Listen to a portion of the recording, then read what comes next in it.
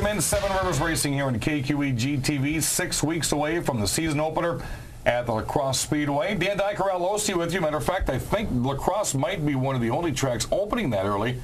Dells has a huge announcement coming up this week. I think they finally have their entire schedule put together. Their opener is May 19th. Check out DellsRacewayPark.com. Fountain City doesn't open up until the week after we do, so I think we may be the only hot ticket in town on the weekend of April 28th. And that ends up bringing a big car count early in the year for the La Crosse Fairgrounds Speedway. And what's really fun is that really adds to the racing and gets everybody involved and brings out a lot of fans. Well, we actually start things off Saturday, April 21st at La Crosse Speedway with the open practice and media day. That will be going from 11, or actually from 10 until 2, and then they're doing something different this year.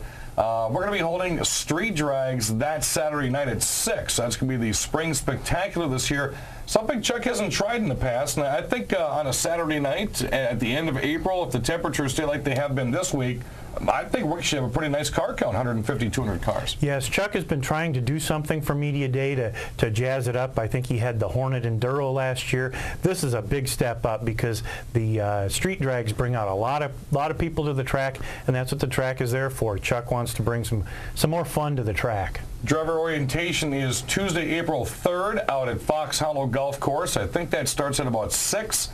And to get a definite confirmation, I go to lacrossespeedway.com. There are some rule changes this year and some other things going on. Make sure that if you are a driver or a part of a race team that you can hit that. It's not mandatory, but they would like to see you show up, especially if you're a new driver, if you're a new team, if you're going to change numbers this year. You know, it's kind of a neat thing is the number grab. You know, I mean, you got guys like our guest that's had that number for probably ever since he started racing.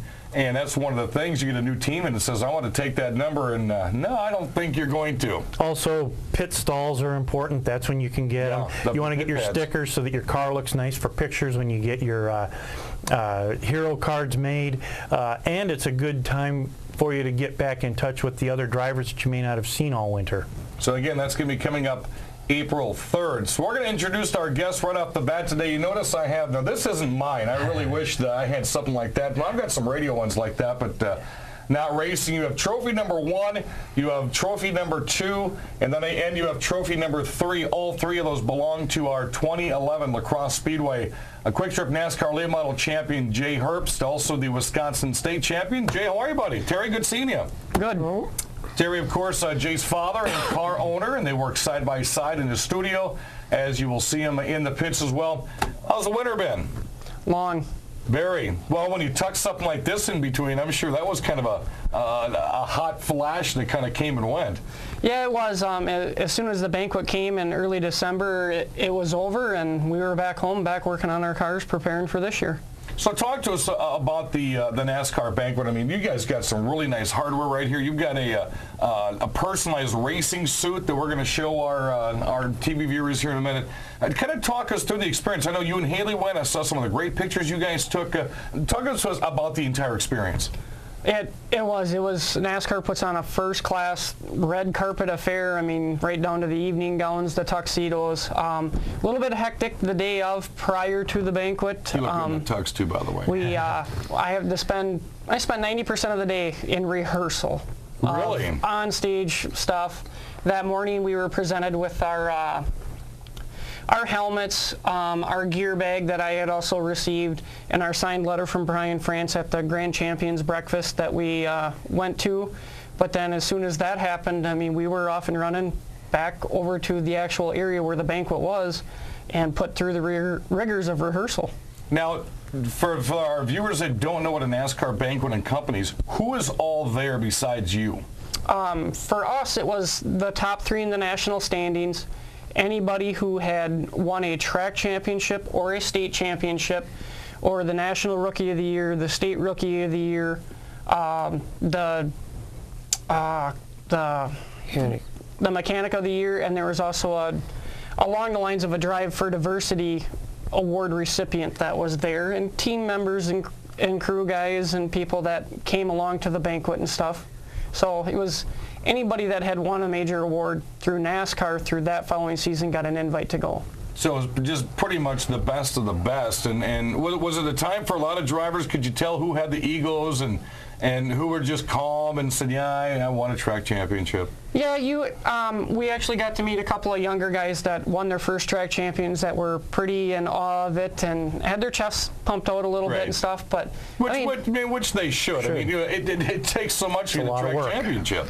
Yeah, and they were just down-to-earth good people, and I mean, you'd sit around after everything was done per day, and you'd have a few drinks with them, and just sit around and BS and get to know people. I mean, I'm still talking with a guy that races over at Lake Erie Speedway in Pennsylvania that I met at the banquet. I've talked to him probably 4 or 5 times since then, and just become friends with them, and you get to meet new people, and it's a lot of fun. See, we were talking about social media on our last show and how social media has just blown up, and this would be another good opportunity that when you go to a NASCAR banquet, the days of getting somebody's phone number now or emails and stuff like that, you do is get their username on Facebook and you're adding them right off the bat, and I'm sure that's can be a very good tool when you talk about different drivers from all over the place.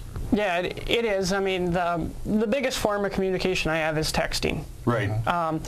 I'm on Facebook a few times during the week, and now that Electrified Motorsports has a Facebook page. I was going to name drop it in case you forgot. That's really shaping up. The social media avenue that we have besides our website. I mean, it's anything we can do to promote what we're doing, our sport, and our sponsors. Right. I mean, Facebook has become such an instrumental tool in almost anything nowadays. Got a Facebook fan page yet? Oh, yes. I know you have your own personal one. Yes. Do you have an NLOC fan page? No. Okay. No, Albert has his one for the racing team, but I'm not sure how that's working. I don't get on there as much as I need either. I'm going to have to ask. I don't think I'm on that. Yeah. Jay Herbst and his father Terry, our guests on the Seven Rivers Racing Show, KQEG TV. You won a track championship back in 2009. I remember that very vividly the night we were on the track, and you had an unofficial 1-point lead to win that state championship, and we found out later in the night that didn't fall through. Did that make winning this state championship that much more special, knowing how close you came 2 years ago? We actually came a lot closer last year in 2010 than 2009. 2010 was pretty bittersweet.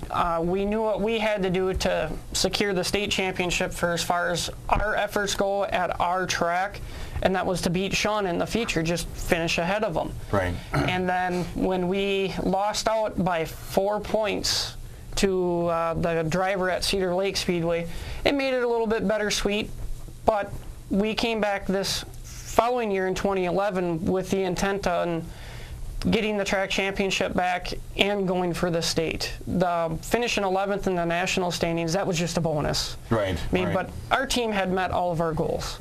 All righty, we're going to take a quick break, come back, talk more with Jay Herbst, Terry Herbst, your state champion and your Crosse Speedway champion, trying to come back and make it back-to-back titles this year.